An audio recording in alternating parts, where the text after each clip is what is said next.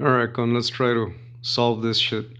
So, White Stone of Legend can help you out because whenever you lose it, discard it from your hand, or whenever it goes to the grave, it'll give you blue eyes from your deck to your hand. However, that can run out very quickly, so you may not want to run that many of those. I think you are pretty aware of that. That's why you only ran the one. Sage with Eyes of Blue, you run it, so you know. I saw that you didn't run that many White Stone of Ancients. This one's pretty good, man, because you can banish it and get a Blue Eyes back to your hand. So I was talking to my wife about it, and she was saying that you should try to focus either on rituals or on fusions so that you could actually make a smaller deck that was more efficient. She doesn't give a fuck about that, so she does both. But, she also has the cards to make up for it. Um, and she does that in real life, not in the game. So there's Manju of the 10,000 hands if you wanted to go for rituals, and Senju of the 1,000 hands. Both of them, when they're normal summoned or flip summoned, you can add a ritual monster and you can add a ritual spell, respectively. So you normal them and get whatever you're missing. You need chaos form for the ritual spell because the monster you want to bring out is Blue Eyes Chaos Max Dragon. You can ritual summon this card with chaos form, must be ritual summoned. Your opponent cannot target this card with card effects. Also, it cannot be destroyed by your opponent's card effects. If this card attacks a defense position monster, inflict double piercing battle damage. So if you attack a defense of 0, you do 8,000 damage and win the game. There's also a different one, Blue Eyes Chaos Dragon. Notice is 1,000 points weaker. You can ritual summon it with chaos form. Your opponent cannot target this card with card effects. It cannot be destroyed by opponent's card effects. If this card was ritual summoned using Blue Eyes White Dragon, when it declares an attack, you can change the battle position of as many monsters your opponent controls as possible. And if you do, the attack and defense of those changed monsters become 0. Also this turn, if this card attacks a defense position monster, inflict piercing battle damage.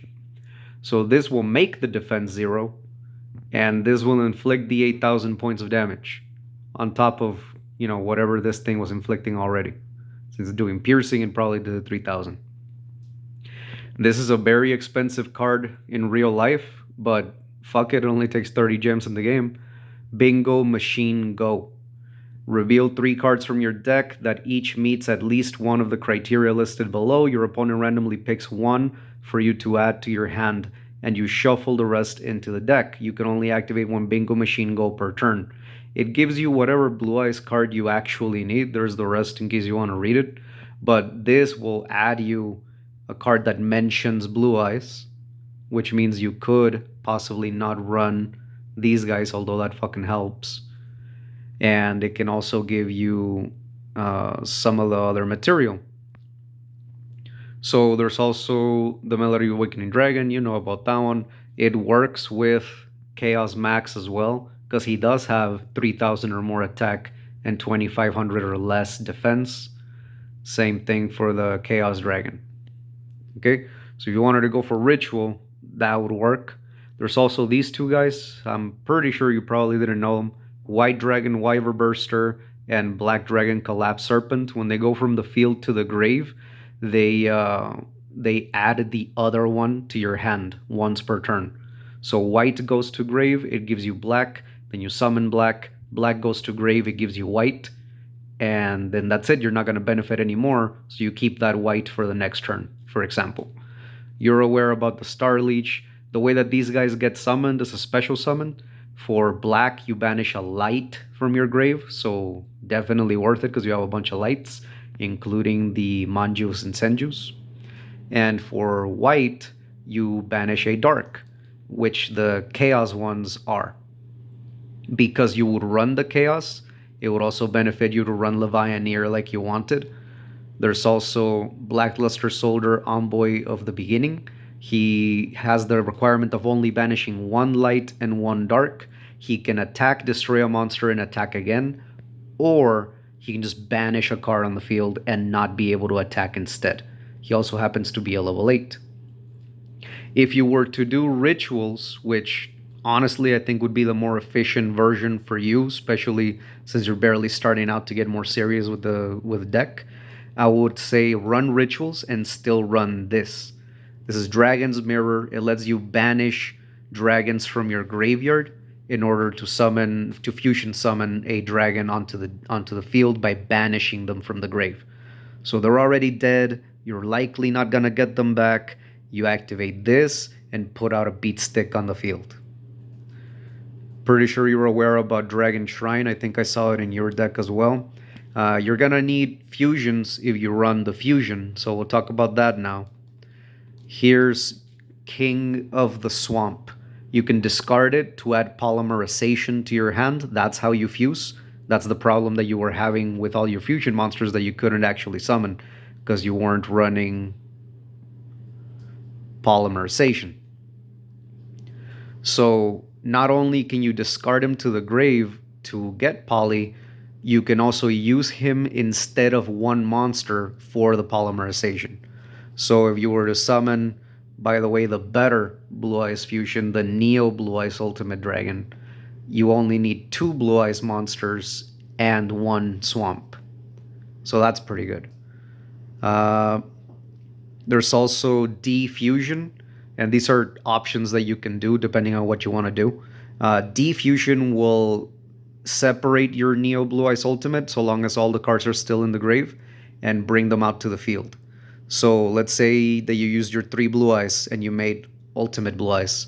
You attack, then you use D-Fusion, bring out all 3 of your Blue Eyes and attack with them as well. Probably win the game right then and there. There's Super Polymerization that can use monsters on your opponent's side of the field as well. So that's nice, but it really depends on what you would use in your extra deck to bring out. I use it in my zombie decks because my zombie deck has a field spell that makes everybody a zombie, so I can fuse with the zombies on your field for my monsters. But I figured I would mention it to you in case you decided to do something with it.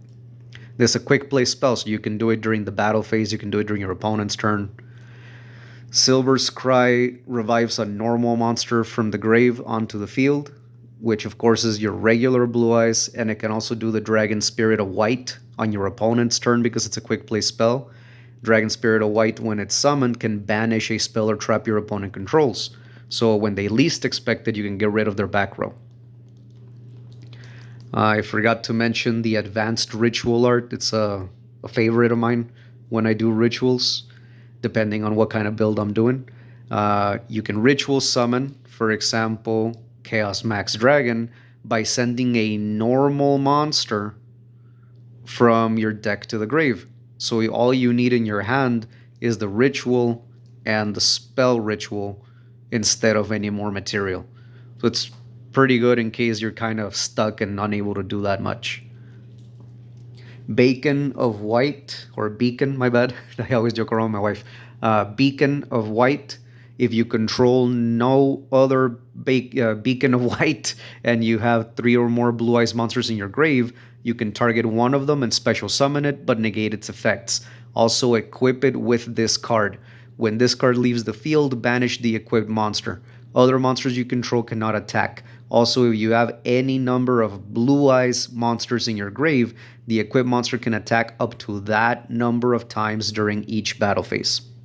So here's the key thing. Blue Eyes. Blue Eyes. Blue Eyes. Right? And it can attack up to the number of Blue Eyes monsters in your grave. So Blue Eyes, Blue Eyes, Blue Eyes, this motherfucker just attacked 3 times. Right? Blue Eyes, Blue Eyes, we're up to 5. Blue Eyes, Blue Eyes, we're up to 7. Blue Eyes, so 10, 11. Potentially, anybody that you summon would be attacking like, I want to say 16 times if everything went to shit. So for late game, that can absolutely save you and win the game. Something that I saw that you weren't running at all was like any Link monsters, Xyz monsters, or the key thing, Synchros, because you already run tuners, which are the White Stone of Ancients, the Sage with Eyes of Blue, and the White Stone of Legend. So Synchros need you to have the combined total stars. You send them both to the grave and you summon it. So one Blue Eyes and one of those tuners that I mentioned equal the silver cards that I'm going to show you. We're talking Azurai Silver Dragon. When he comes out on the field, he protects all your dragons from being destroyed by card effects until the end of that turn. And every standby phase, your standby phase, it can revive a normal monster from the grave. So it can revive your Spirit of White and banish spell or trap, or revive your Blue Eyes White Dragon and you're ready to keep going. He does not count as Blue Eyes. So Blue Eyes Spirit Dragon does. So now we're up to like 18 different attacks. Once per turn, when an effect of a card in the grave is activated, you can negate the activation once per turn. So if you're fighting a zombie deck, for example, and they have an effect that activates in their graveyard, which many decks do that, not just zombies, but just so you get it, you can negate it. And then you can send this to the grave by tributing it as a quick effect, either player's turn, and summon a light dragon synchro monster onto the field. It's destroyed at the end phase, I believe. So then the key thing would be Azure Eyes prevents destruction from effects. So if Spirit Dragon came out, negated something your opponent did, and it's a 25 3000, then you swapped out for 25 3000 on Azure Eyes. Now you're not destroyed by card effects. So you're just baiting your opponent the entire game. A trap card that I wanted to mention to you, I don't remember if you had it in your deck. True Light Continuous Trap. Your opponent cannot target Blue Eyes White Dragon in your monster zone with card effects. If this face-up card is sent from the spell and trap zone to the grave, destroy all monsters you control. Except if this comes out, they can't be destroyed by card effects, so you win anyways. If it's one of the rituals, you don't give a fuck because they're not destroyed by card effects anyways. Continuing, you can only use the following effect of True Light once per turn. You can activate one of these effects. Special summon one Blue Eyes White Dragon from your hand or grave. So once per turn, it's a trap, so either player's turn, you can summon Blue Eyes. Or set one spell trap directly from your deck that specifically lists Blue Eyes White Dragon in its text with a different name from the cards you control and in your grave. So it can give you the option to grab like the Bingo Machine Go in case you don't have it. There's a bunch of other Blue Eyes cards that don't necessarily work great, so I didn't add them here to show you. Don't forget, of course, your hand traps, and I ran out of space to show you cards because I'm showing you both the ritual and the spells. Don't forget about Ash Blossom and Joy Spring. Another thing I wanted to bring up that personally I love doing, but it's not the best, is Montage Dragon. Montage Dragon, you send 3 monsters from your hand to the grave to summon them, so you lose all of your hand basically to bring them out, but he gains the attack of the total levels times 300. So if you send 3 of your Blue Eyes monsters, this motherfucker comes out at 7,200. So that's nice, but you lose a lot of hand. It's not necessarily worth it. Of course, don't forget about your trade-ins and everything like that, like all your draw spells that you had. Very important is the Melody of Awakening Dragon. You discard a card. It can be the White Stone of Legend or the White Stone of Ancients, so you can get benefits from it. And you get the 3,000 or more and 2,500 or less. So that instantly gives you your Blue Eyes Chaos Max Dragon. It also gives you your alternative White Dragon and a Blue Eyes, so you can bring it out immediately. You're just trying to get the ritual at that point to summon your ritual if you need it, or you're already halfway through with like the fusion. So yeah, man, that's kind of it on that. Don't forget about Link monsters. Predaplant Verde Anaconda requires 2 effect monsters to come out. And when it's on the field, you can pay 2,000 life points, send the fusion spell to the grave, and it will use its effect as the fusion spell. So you don't even have to draw it. So long as you can get any 2 effect monsters on the board, like a Manju or a Senju, and maybe a white or black, maybe a Star Leech. These fuckers are effect monsters too. So however you can get 2 of them out in the first turn, you could already go for a fusion. It requires a little bit of setup for this deck, arguably, but it's something that you can do. Cross Sheep works with many different effects for Ritual and for Fusion with you, it can help out because for Ritual you draw 2 cards, discard 2 cards, or if you want to go the Fusion way, you can special summon a level 4 lower monster from your grave. So it can give you back a White Stone or a Stone of Ancients, a Sage of Blue, and then you could Synchro Summon. I recommend that you use Synchro monsters in your deck regardless of what build you go with. And there's the Exceeds. There's these 2 that stand out for me. Divine Dragon Knight Felgrand, you need 2 level 8 monsters to make it. During either player's turn, you can negate the effect of a monster. And my favorite, number 38, Hope Harbinger, he negates a spell. And when he's on the field, your opponent has to attack him. Final point I would say is Fusion Substitute. I don't know if you're aware of it. It is treated as polymerization, meaning you can only have 3 of this in your deck total. And between Substitute and Polymerization, there can only be a total of 3 copies.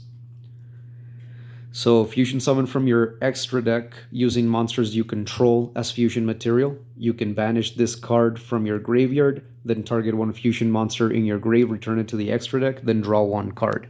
So that's the benefit, because it'll grab this back from your grave, send it back into the extra deck so you can fuse it again later, meaning you don't have to run as many. And you draw a card, but it has to be with monsters you control. So not the ones in your hand. That to me makes polymerization in your deck better. But Fusion Substitute, you might want to run 1 of it and 2 of the regular poly. Then specifically, again, because of your build, your deck, if you run the Fusion one, Neo Blue Eyes Ultimate Dragon benefits from having multiple Neo Blue Eyes in your extra deck, I believe. Let's see. Up to twice per turn during either player's turn, when a card or effect is activated that targets a Blue Eyes monster you control, you can banish this card from your grave, negate the activation, and if you do, destroy that card. So if you're running multiple copies and they're all in the graveyard, the one on the field can keep being protected because you keep banishing the ones in the grave. Okay? So that's it, man. Borreload Sword Dragon is basically a 1-turn kill if you can ever make it. I recommend you try using it. And that's it. I'm sending you this on Facebook so you can fucking see it a little better, because whenever I try to send it by text, it's like, 30 seconds, cut it. So fuck that. And I'm gonna send you also another build of a much cheaper deck to make, because as you can see, you're filled with ultra rares and super rares.